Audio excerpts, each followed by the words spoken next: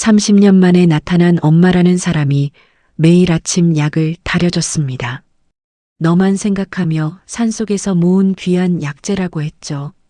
그런데 며칠 뒤 자신의 이름조차 기억나지 않았습니다. 밤중에 깨어난 은수는 거울 속 자신을 보며 떨었습니다. 내가 치매인가?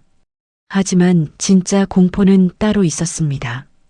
보따리 속에서 발견한 대량의 신경안정제, 약탕기 찌꺼기에 섞여 있던 검게 변색된 알약들, 그리고 더 충격적인 사실, 진짜 엄마는 5년 전 이미 세상을 떠났습니다. 눈앞에 그 여자는 성형까지 감행하며 접근한 사기꾼이었습니다. 가장 그리워했던 존재가 가장 잔인한 함정이었던 겁니다. 그럼에도 은수는 경찰에 신고하지 않았습니다. 대신 조용히 말했습니다. 잠시나마 엄마가 생긴 기분이었어요. 그거면 됐으니 이제 가세요. 이 이야기는 배신에 관한 이야기이지만 결국은 스스로를 지키는 법을 찾아가는 한 여자의 이야기입니다. 철쭉이 피었다.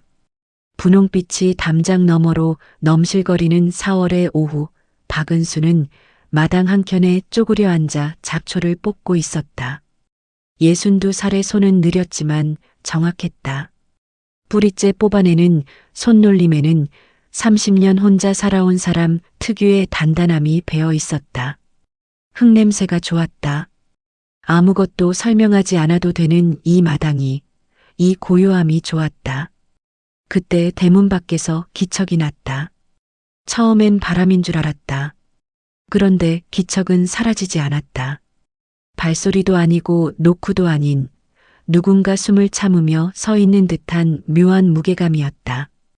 은수는 장갑을 벗으며 천천히 일어섰다. 대문을 열었다. 노파가 서 있었다.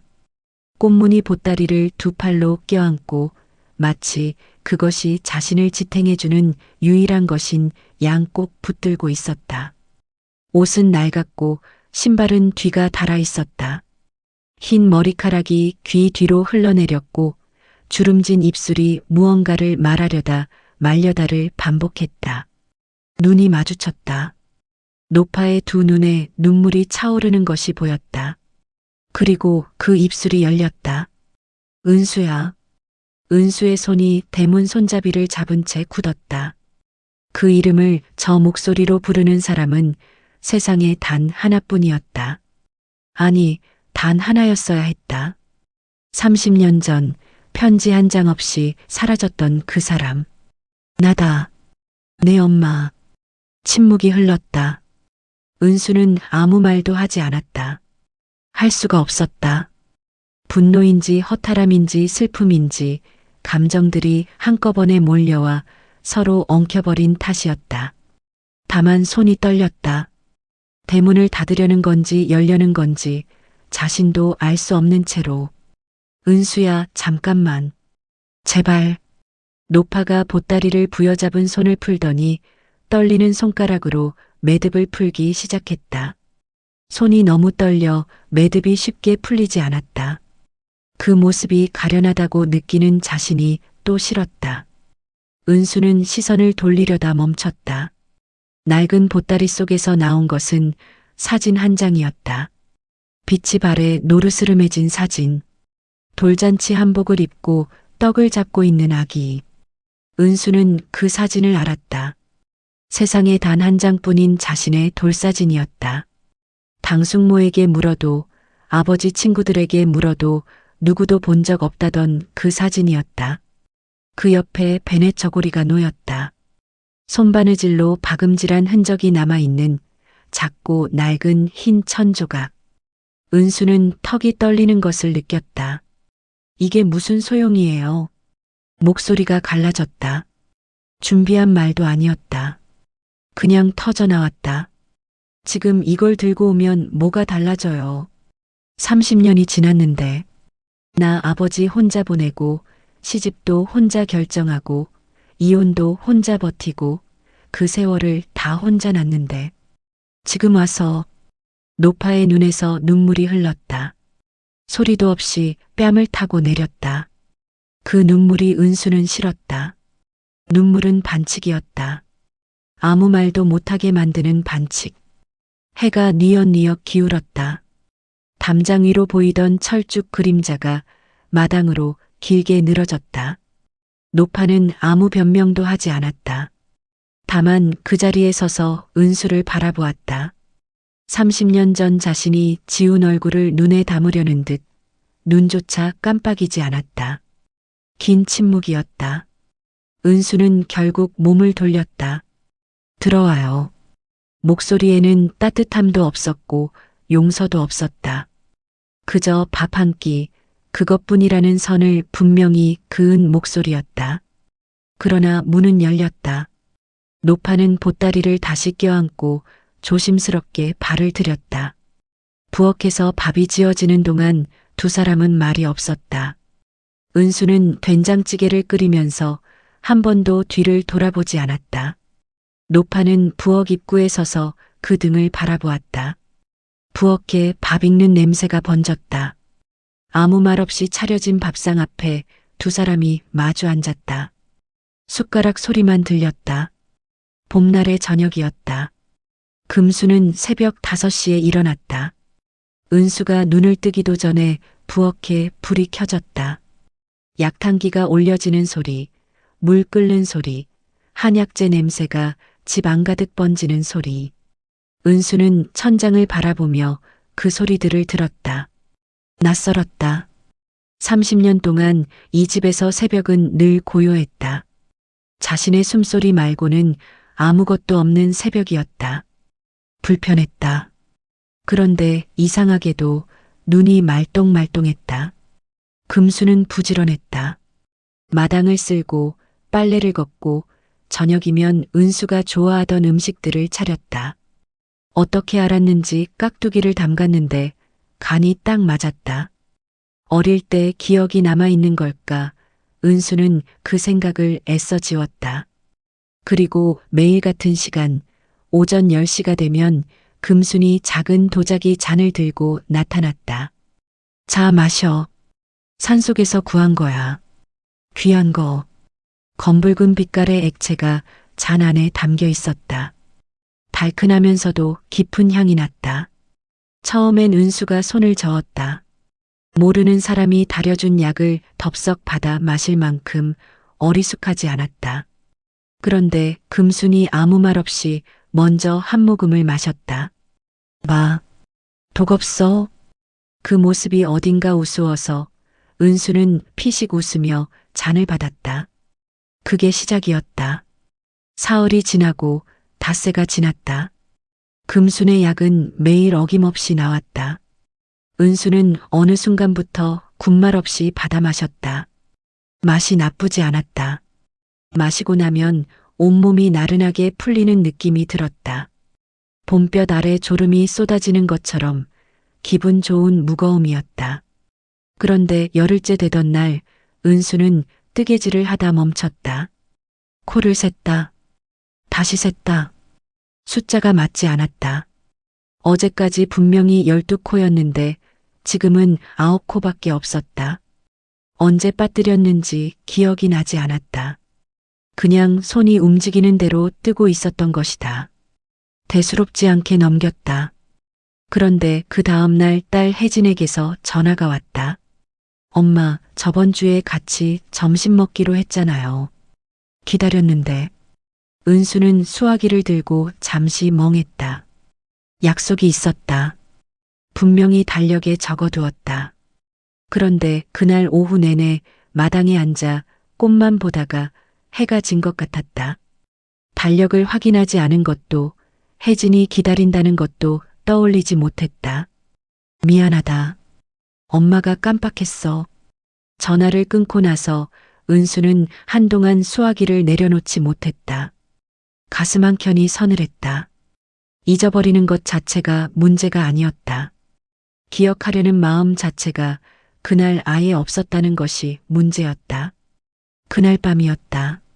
잠이 들기 전 은수는 부엌에서 물을 마시러 나오다 발을 멈췄다.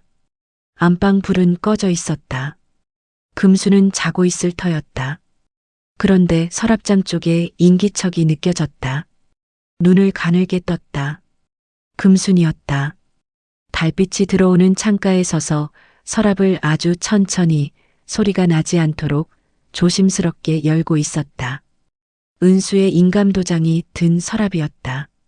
통장이 함께 들어있는 서랍이었다. 은수는 숨을 참았다.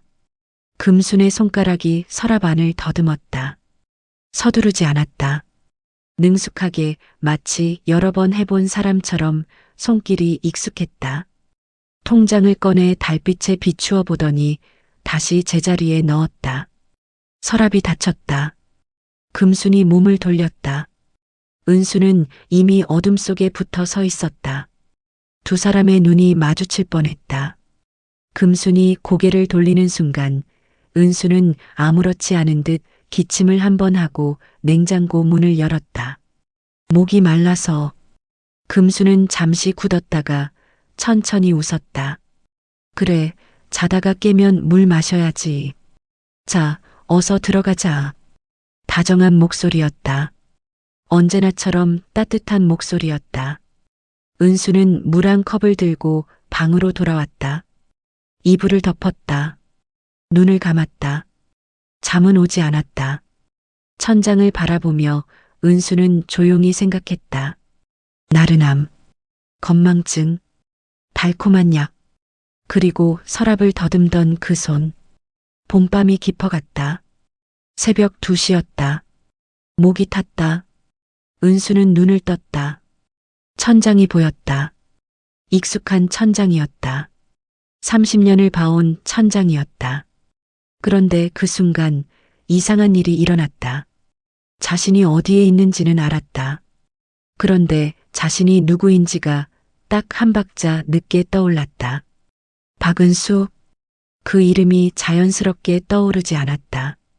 머릿속을 더듬어야 했다. 더듬어서 겨우 찾아낸 이름처럼 느껴졌다. 불과 몇 초의 일이었다. 하지만 은수는 그 몇 초가 너무나 길게 느껴졌다. 몸을 일으켰다. 다리가 무거웠다. 화장실로 걸어가 불을 켰다. 거울 속에 낯선 여자가 서 있었다. 아니, 낯선 건 아니었다. 분명히 자신이었다.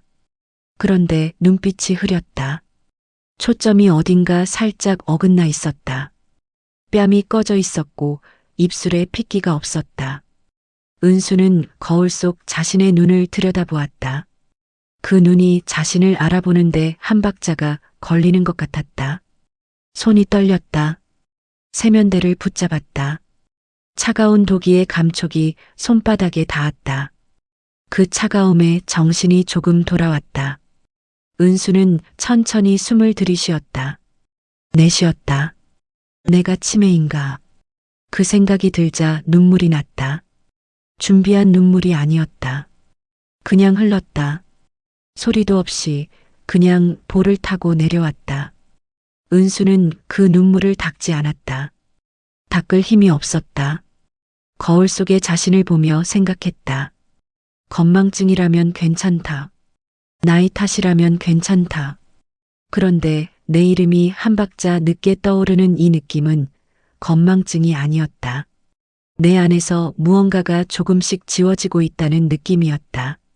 마치 연필로 쓴 글씨를 누가 조금씩 문지르고 있는 것처럼. 그때였다. 복도 너머 금순의 방에서 소리가 들렸다. 낮고 조심스러운 목소리였다. 전화 통화였다. 새벽 2시에. 은수는 화장실 불을 껐다. 어둠 속에서 숨을 죽이고 귀를 기울였다. 금순의 목소리는 평소와 달랐다. 다정함이 없었다. 낮고 건조했다. 무언가를 보고하는 사람의 목소리였다. 거의 다 됐어. 조금만 기다려. 그게 전부였다. 이어서 통화가 끊겼다. 방 안이 다시 조용해졌다. 은수는 화장실 문에 등을 기댄 채 서 있었다. 심장이 빠르게 뛰었다.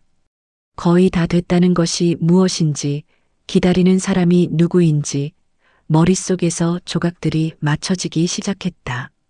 그런데 그 조각들이 만들어내는 그림이 너무 선명해서 은수는 차라리 틀리기를 바랐다. 이튿날 오전이었다. 금순이 약을 다리는 동안 은수는 부엌에 함께 있었다.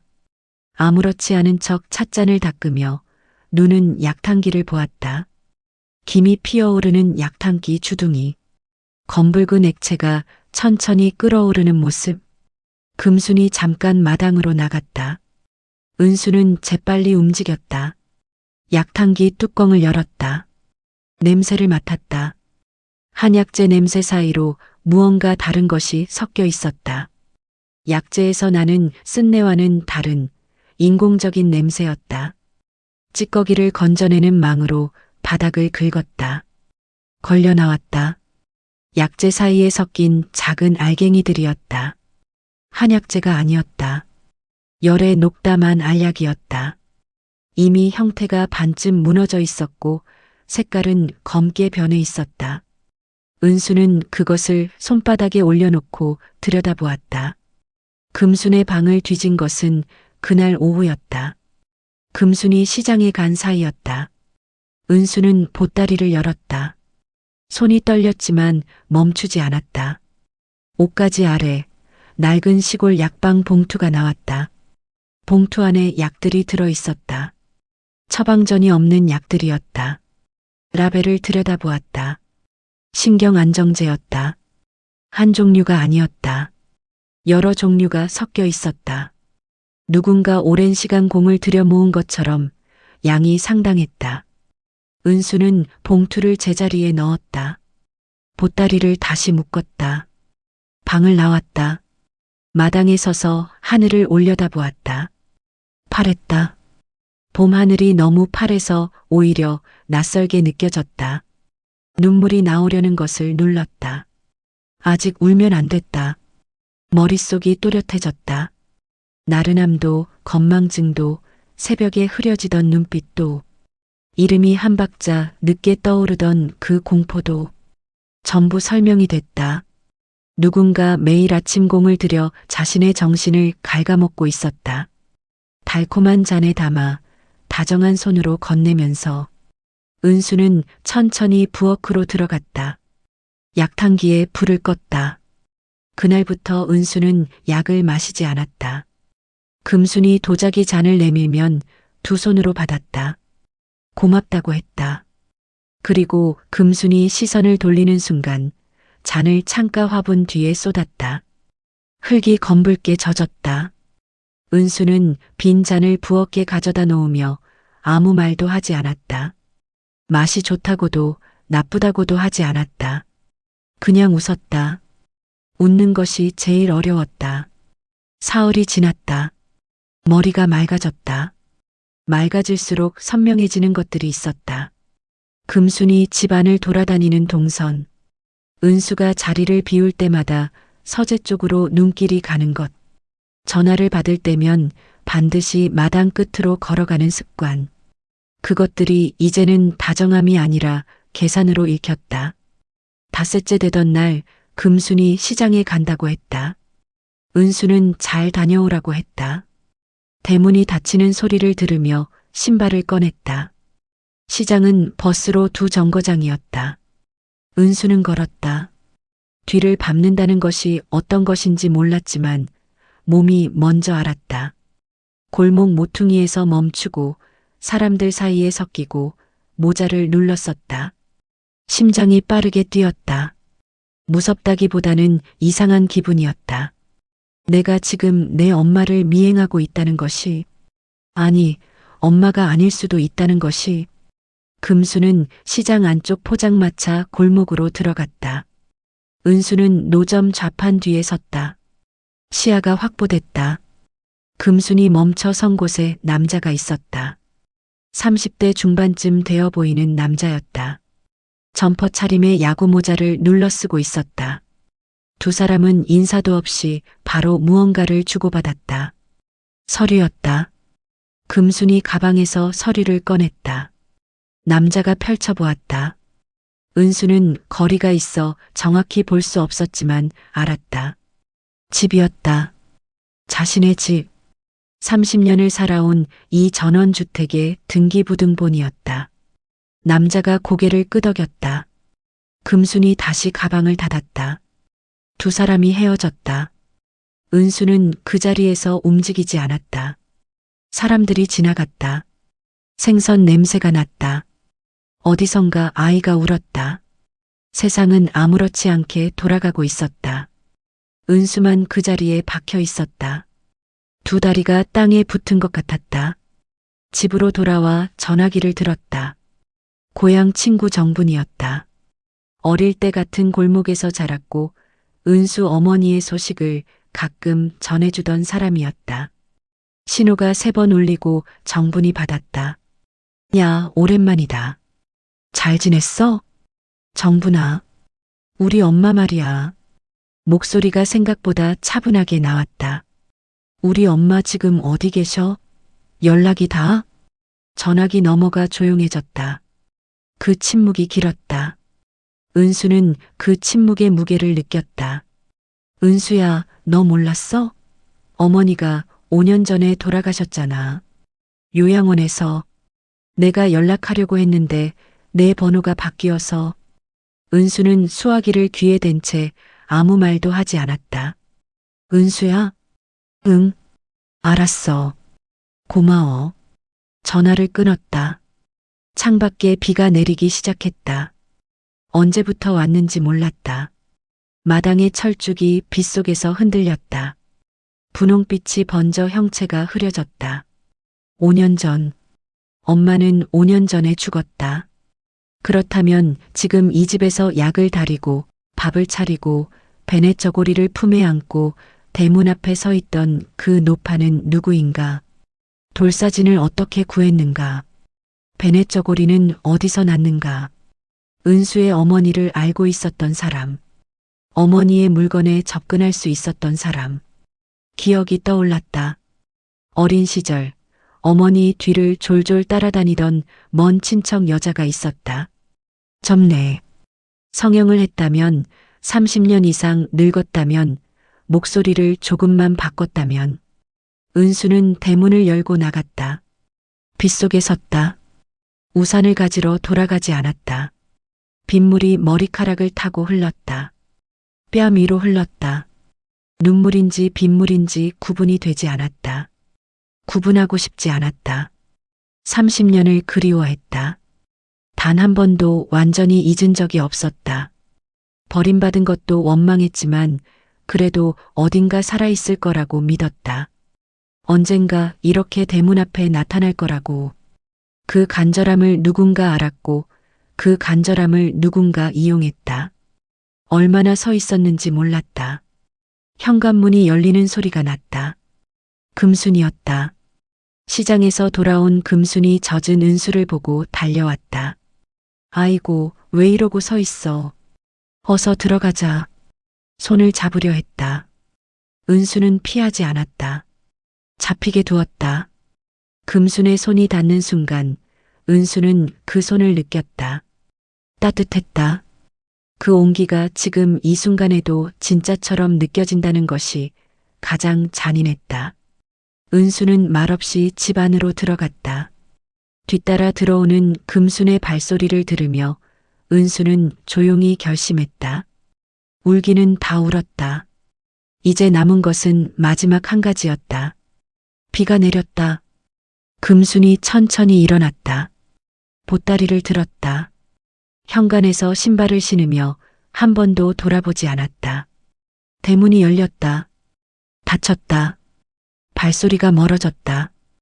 은수는 한동안 대문을 바라보았다. 그리고 부엌으로 들어가 서랍을 열었다. 베넷 저고리가 있었다. 처음 금순이 꺼내 보였을 때부터 이것만은 돌려보내지 않으려고 챙겨두었던 것이었다. 마당으로 나갔다. 양철 화로에 베넷 저고리를 넣었다. 불을 붙였다. 불꽃이 작게 일었다가 커졌다. 흰 천이 검게 오그라들었다. 연기가 피어올랐다. 은수는 그 연기를 바라보았다. 울지 않았다. 이미 울 만큼 울었다. 타고 남은 재가 바람에 날렸다. 은수는 부엌으로 돌아왔다. 주전자를 올렸다. 물이 끓는 소리를 들으며 찻잎을 꺼냈다. 누가 다려준 것도 아니고 누가 건네준 것도 아닌 자신이 직접 우려낸 차였다. 잔에 따랐다. 두 손으로 감쌌다. 따뜻했다. 마당에 바람이 불었다. 철쭉이 흔들렸다. 꽃잎 몇 장이 떨어졌다. 은수는 마루 끝에 앉아 그것을 바라보았다. 아무도 없는 집이었다. 30년 동안 그래왔던 것처럼 다시 혼자였다. 그런데 이상했다. 무겁지 않았다. 쓸쓸하지 않은 것은 아니었다. 그러나 예전의 그 공허함과는 달랐다. 뭔가 오래된 것이 거쳐나간 자리에 바람이 통하는 것 같았다. 은수는 차를 한 모금 마셨다. 봄이었다.